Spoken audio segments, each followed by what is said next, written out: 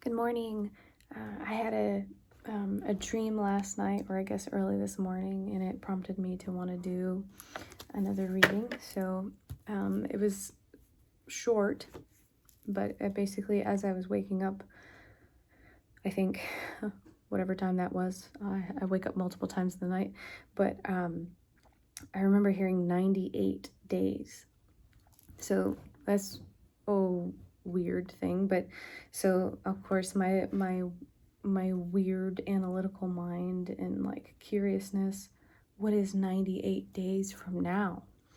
And that ends up being 3 months and a week, and so it brings us to August 8th, 25. So then I looked at the chart, and it showed Saturn and Venus, or excuse me, it showed Saturn and Neptune in conjunction at 1 degrees of Aries. And then so I rolled some dice to see, like what I should be looking for. My friend Tiffany gave me these and I love them. So I got the energy of Libra. I got what I'm presuming to be the 5th house. And Neptune. Okay, so that means that this again brings it back to a Sagittarius rising chart. So whatever this is talking about is this, like, almost feels like a carryover energy from the reading I did yesterday. So I guess I wasn't done. So I took the 9 and the 8, added them together, 17, added the 1 and the 7 together, 8. So the energy is of the powerhouse, authority, success, material wealth, business, personal power. So I noted Libra, the energy is of Venus and Saturn. That's where they are. Venus rules over Libra and Saturn is in its highest dignity there. So I thought that was important. So in the 5th house, in order for it to be in align with where Neptune is, the 5th house would have to be Aries. So that's where the Saturn and Neptune conjunction is happening.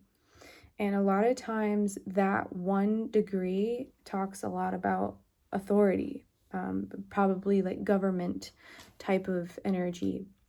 Now, Saturn and Neptune together sometimes can be where it's kind of an energy of disinformation or confusion about information, deceptiveness in some kind of way.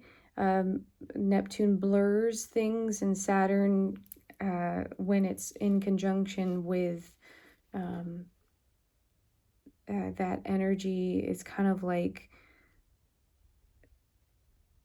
the boundaries of something are blurred. And imagine like watching TV and vagueness, or something to do with like information being vague or very deceptive in some kind of way. So that happening in Aries is ruled by Mars, which is the planet of war. And currently we do have all kinds of different wars happening. So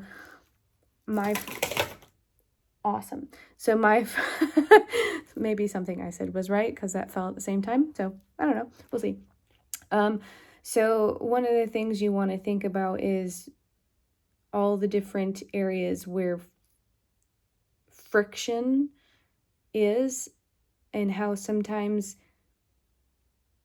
we can jump to conclusions about information. And so I would say with that type of energy, especially around that day, August 8th, 2025, if any information comes out, I would not believe the first thing that you hear, I guess, is basically what that's translating to me. That there's something about information that you may receive that you may want to not react directly because it's almost missing valid pieces of information that would cause you to act differently or to think differently about a situation. So I wrote that also Uranus is going to be at 1 degrees of Gemini, and that's kind of if I want to remember, I think it's almost a square energy, so that can be very disruptive energy. And Gemini is ruled by Mercury, and Mercury was a big player in yesterday's reading, which has a lot to do with the way that information is received. So I have a lot of cool little things. I pulled some cards from the deck that Krista gave me because I love it. And I also did notice that the moon was going to be in conjunction with Pluto.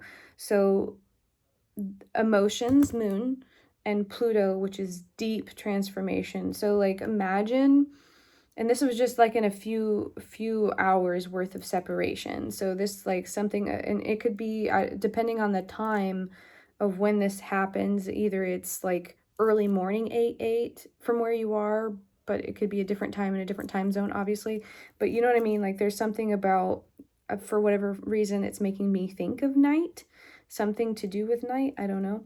But they're in conjunction, so that can show that something emotionally turbulent could explode in some kind of way, or for a collective, because Pluto is in Aquarius at this time and the moon would be in conjunction, but it's also in retrograde, I think. Retrogradation, I'm not sure. It's either just ended a retrograde or it's still in it. So there's something that we've experienced in the past that comes up again, like the past resurfacing. And then I noticed that Jupiter and Venus would be within a few days' time coming into conjunction. So they're in the same house of Cancer, which is Jupiter's dignity, and the both of them are considered benefic. So something positive that can come from a chaotic event. So it's like it's very much polarity in some kind of way. So what I got was the Tower. So to me, I think it's obviously ruled by Mars. This energy, the Tower, is of Mars. But to me, it has the influence of Uranus simply because of the like the lightning that comes through, because Uranus is of the sky, which means that the storms and the electricity that runs through like currents of some sort. And it can also like sometimes talk about like if you're looking at medical astrology, it would be like the electrical systems in the body. Like sometimes when we have weird things that happen to our body that are like somebody's playing with all your buttons or something, you get like shakes or something, or spasms and stuff like that. That's the energy of Uranus.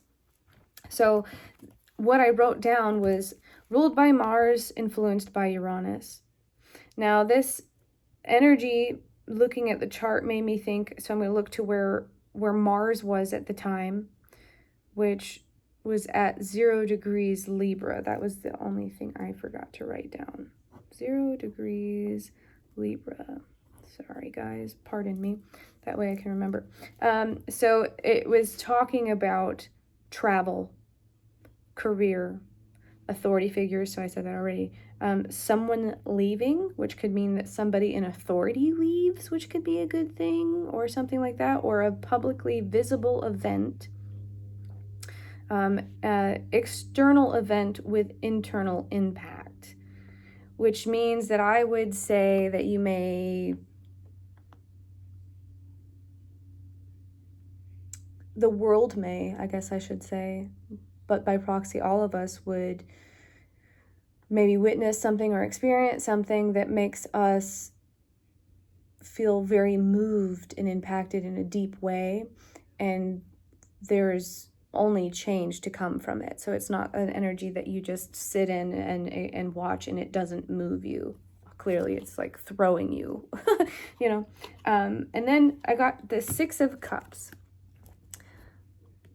And when I got this card, it made me think of the spreading of information. Also the coming together or local the coming together of community or a local sharing of some sort, neighborly energy, may be a theme that repeats or has past themes. That's basically, I said the same thing twice, two different ways. Anyway, looks like the spreading of information by word of mouth, and it could be gossip, but it looks like it's beneficial. It doesn't have, I mean, it could initially have been like a tough situation, but it looks more positive. Surprising, but positive. Then I got the 9 of Pentacles, and I wrote down, obviously, heavy Virgo energy, success and independence and self-reliance, or the ability to count on your own resources. A question of, what am I leaving behind? So normally this is an independent energy. So in some way you will experience independence. And it doesn't mean that you are leaving things, but you could, because the word leaving behind something. But sometimes there is points in our lives where we have to have independence in our own life, where we're not codependent, or we're not expecting someone else to do something. It's like in our own life, where are we our own leader? And success looks easy and is often looked at in its prime as a result of hard work, dedication, blood, sweat, and tears behind the scenes, which means that sometimes to other people things look easy, or like you've had it easy, or something just looks effortless, but they didn't see all the things that you may have gone through on your own, by yourself. The ugly parts that people don't get to see. They get to see the result, but they don't get to see the struggle. And it says, may mean to be seen through a struggle and witnessed as you persevere, which means that if you struggle literally doing something in front of a group or a collective of people, and it is moving in itself. And then we had the Judgment card. And I wrote down, a significant change, reaping the rewards from interpersonal contacts, encountering deep feelings that cause deep transformation, financial issues, which can be positive and negative. I want to say they may be more positive because of the Pluto-Venus conjunction. So for everybody in some place in their house, they're going to have that conjunction. So in that area is where you're not going to just have one energy of positivity, but two, because both benefics, the ones that mean the most growth, luck, and expansion, and financial prosperity, and different things like that, are coming together in a specific area. So to note the area where things are both lucky, they work out, they're flourishing. Sometimes it may have the most struggle, but it's the area that definitely I would say would be visible, because Jupiter is not little. You know what I mean? And arising from possible legal partnerships, which again can be positive and negative. You can get into positive legal relationships where you sign contracts of longevity with people, or you can get into negative ones. If it's been long buried issues around compulsivity that arise, note a pattern. So that's one of the funny things that I talked about yesterday, was being able to see a pattern. So, and noting not just the pattern, but also the energy of the pattern. Is it good for you to be in that pattern, or is there an energy of needing to, like I said earlier, leaving something behind? So if you have a pattern of doing something and it's not working out for you, that would be one thing that would come up. And I guess I'm going to take a side note, because I like to do the ringing of my bell. I have flowers from Pandora's grave there. I keep her with me all the time. So I do the bell ring before I start doing a reading, because I want the cards to give honest, new energy, instead of, because they vibe with me all day long, so they'll just give you my crap if I don't clear it. So to clear it and to get an energy. I noticed that when I rang the bell, because I pay attention to how the bell rings, and I noticed that it kind of went from side to side. So that makes me think of, I don't know, something that moves like this. It can be, it's kind of like a honing system, but sometimes it can be a level where something gets louder, or it can be a movement of something, or like noting movement. So that I randomly saw. I forgot to say that in the very beginning, so I want to make sure I said that. And also the energy of being secretive or quiet, or observing energy, which means secretive doesn't mean it's a bad thing. It could just mean that you're just not telling people what you're doing. You're just doing what you're doing, and there's no need to tell people what you're doing, because everybody doesn't need to know everything about you all the time 24/7. So then the next card I got was Two of Cups, and I wrote down relationship energy. Sometimes it can be issues, sometimes it can be financial, it can be around emotional availability, it can be sensitivity to appearance or your surroundings, possibly something to do with a mother figure or a significant female figure in your life. Could be literally going out like to eat.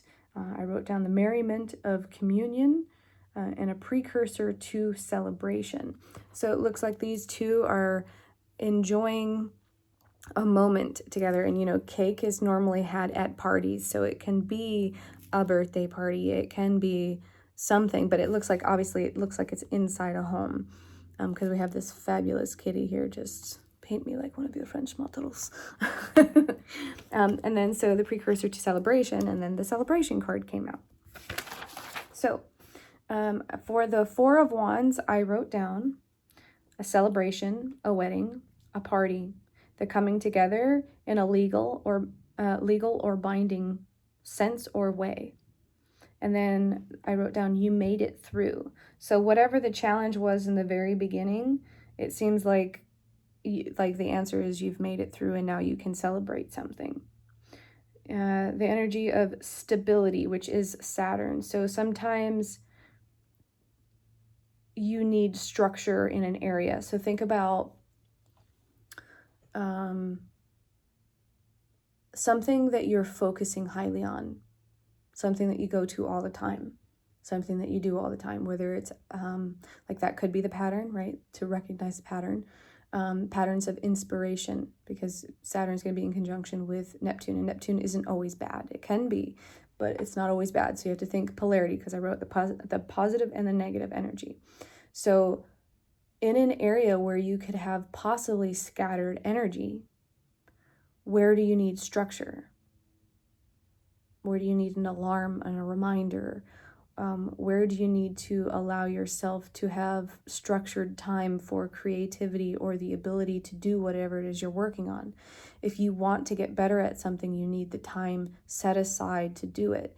And it doesn't matter what you're creating.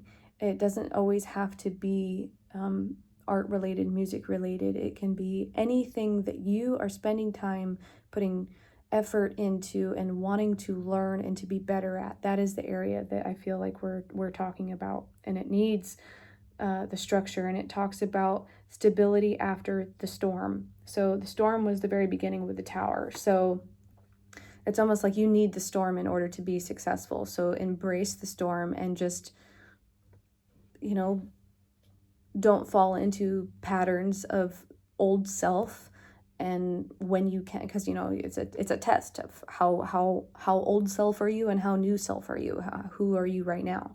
And so like overcoming that situation, breathe in the good and let it settle deep within your bones, which also in medical astrology, Saturn equals bones. So don't let good moments pass you by unrecognized, unappreciated, or valued as they are worth more than you realize. So being in the moment with whoever you're in the moment with. Sometimes our minds get like really super busy and distracted, and we're, in 1,000 different places in our mind while we're also still with somebody in front of us. And that may be like, hey, appreciate the moments that you have with this person, because you're going to remember this moment. And how do you want to remember it? Do you want to remember it being scattered and off, distracted by things and not 100% paying attention, or do you want to remember it in the conversations and the laughs and the giggles and whatever? So it's like a prioritizing of time, because Saturn also equals time. And Neptune is another element of time, but it's how we can get lost in it. So don't lose time, I guess, would be one of the things. And then I got the Justice card. Don't play favorites. So if you happen to have a biased tendency towards something, someone, situations, whatever you notice, I guess, liking more than the other or leaning more towards, this may say that you may need polarity in that area, because justice is when something could be unfair or unfairly something. So it says, again, the past may return. So the past coming back. So then you want to think about the South Node is very close to where Mars is at the time of when I looked at this reading. So anything that happens to repeat in twos is Mars energy. The colors of red, the orange, anger, passion, frustration, irritated, that energy, I guess. And it says, hidden things come to light, which is also the energy of the Pluto-Moon conjunction. Hidden things. Pluto is known as hidden. It's also great wealth. So something of value that's hidden deep within the earth or deep within your emotional stratosphere. And sometimes we like to bury things, and then there might be a point where it's just like you can't bury it anymore. And then it talks about actions have weight, walk your talk, which means if you're going to say that things should be a certain way, you should also act underneath the same umbrella. What's right by spirit, not just by law. So like a lot of times people are like, what's legal, what's just, all these different things. And it's not always like our legal system, because our legal system is flawed personally, everybody knows that. But a lot of times people try to warp the law and bend the rules in ways that are sometimes not right. Sometimes they are right, but I guess that energy, yeah. It says you are the judge and the judged. Can you be fair? So literally, you are the judge and you are judged. And I love that she's sitting in a house robe and slippers. Is my favorite. You are protected in your integrity and keep your side of the street clean. Let karma do the rest. So that goes back to the energy of neighbors, neighborhood, different things, like don't let your shit creep into other people's spaces. Keep an eye on your own stuff. If you can't handle it, don't expect somebody else to. And then I got the last card is the Page of Wands. Look at his little buddy going with him. So I got the question, what if? So whatever it is that you're thinking about, the what if. You're about to say yes to something wild, fresh, and a little bit scary. The idea that won't leave you alone is basically what this is talking about. And it says, try it, go there, ask them, do it. Start small. Start, which, sometimes the energy of Saturn and Neptune, the inaction meets discipline and action. So then because this came from a dream, I wrote down dreams, synchronicities, or the spontaneous inspiration. It relates to the area of the body of the solar plexus. It's the seat of personal power, confidence, and will, which is all Leo energy. So it's talking about the energy of fire, the color yellow, the metal of gold, the time of where the sun is sunrise. So I guess that could be early morning sunrise on August 8th. And it also talks about lion's eyes. So it'd be like the gemstone equivalent would be a tiger's eye, or citrine or gold calcite. And then the food that came up was ginger, turmeric, chamomile, lemon balm, dandelion root, squash, bananas, corn, pineapple.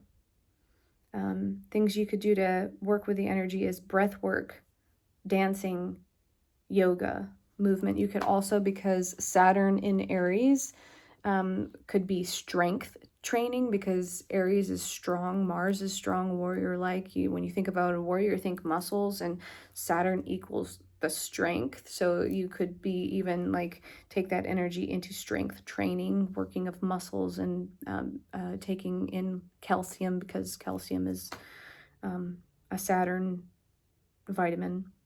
And then it says where your yes or no lives. So your natural inclination of responding yes or no to something energetically rather than mentally. So that is the energy that came to me from waking up with a dream that says 98 days, 3 months, 1 week, August 8th, 25. And I guess by the end of the reading, I discovered it's at sunrise. So we'll have to look at sunrise time and see what's significant about that day. But yeah, there's my random weirdness. Now let's see what happens August 8th. See you guys. Bye.